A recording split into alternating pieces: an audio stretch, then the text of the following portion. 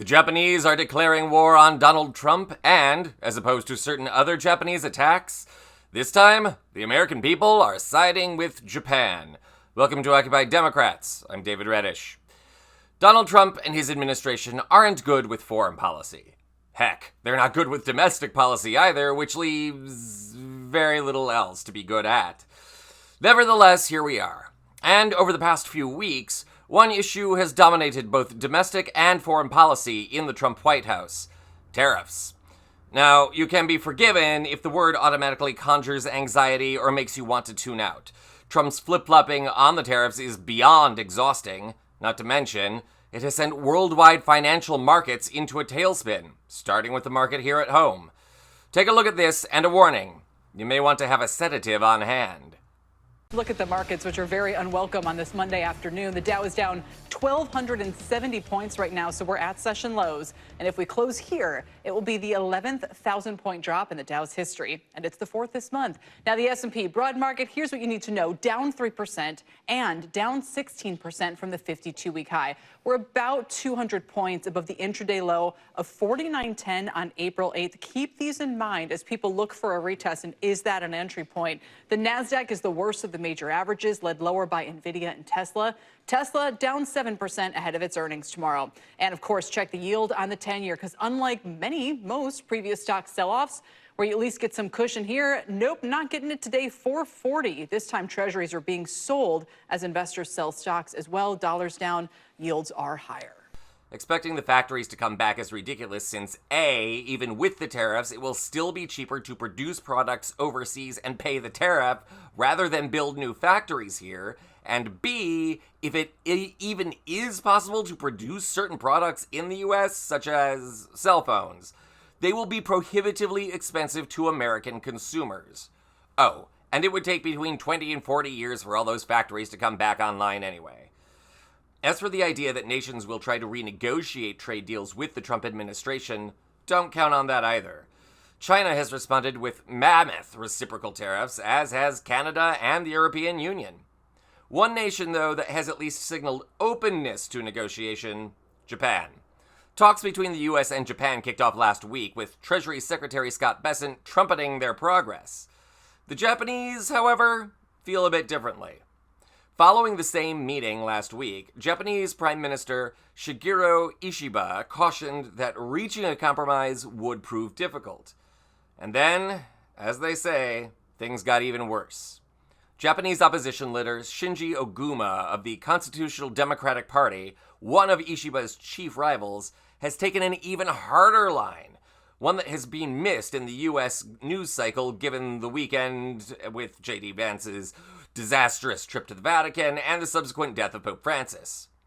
In a speech during a parliamentary committee hearing, Oguma told Japanese Foreign Minister Takeshi Aiwa that the nation should resist Trump's demands in no uncertain terms. Now, this is a longer clip, but watch the whole thing. It's important, and it's worth it. Take a look. What the United States is saying is completely unreasonable. Their logic is all over the place, and there's no consistency at all. However, when Japan negotiates with what they are saying, to be frank, it's akin to being extorted by a delinquent.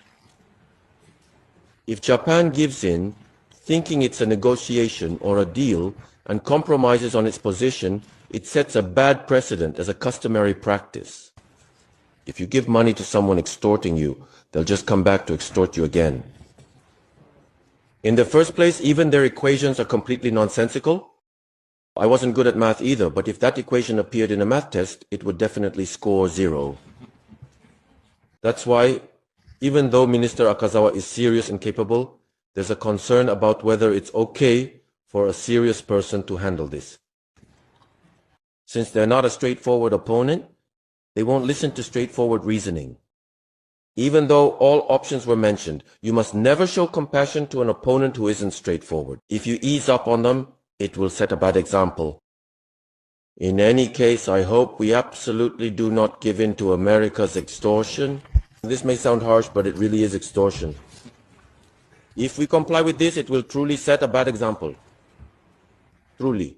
Minister Iwata, I know you might not have much time, But I highly recommend watching the documentary about Roy Cohn, the lawyer who mentored him, and the documentary about Mr. Trump. By watching those, I hope you can gain some insight into what kind of person Mr. Trump is. When you watch it, you really get a sense of, oh, this is the kind of person he is. During the tariff review, he was so relaxed that he went to his own golf course. It wasn't a decision made after much deliberation. He's really mocking the world. Well, you know, Minister Akazawa is a serious person, and Minister Iwaya is also a serious person. So if you approach that person seriously, you'll definitely just get taken advantage of. I believe that Minister Iwaya was quite spirited in his younger days, and I hope he remembers that. Even now, Minister Iwaya is full of energy, and I urge him to demonstrate that spirited nature in negotiations with the United States and to promise not to yield to any extortion. So, two things stand out in that clip, at least in my mind. One is Oguma's resolve. He has no patience for Trump and is calling out these tariffs as the extortion they truly are. He's also right to point out key elements of Trump's history, including his relationship with Roy Cohn. Fact is, this man understands who Donald Trump is even better than many Americans. But then there's the bigger reveal. One so subtle, you may have even missed it.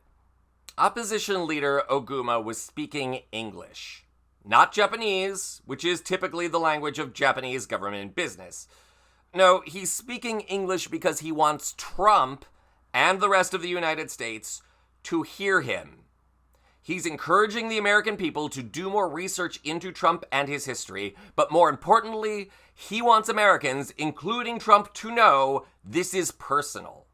Since the end of World War II, the Japanese have been pacifistic and one of the closest allies of the United States. But even in a nation that is completely peaceful, as Japan, they won't stand for this kind of economic attack.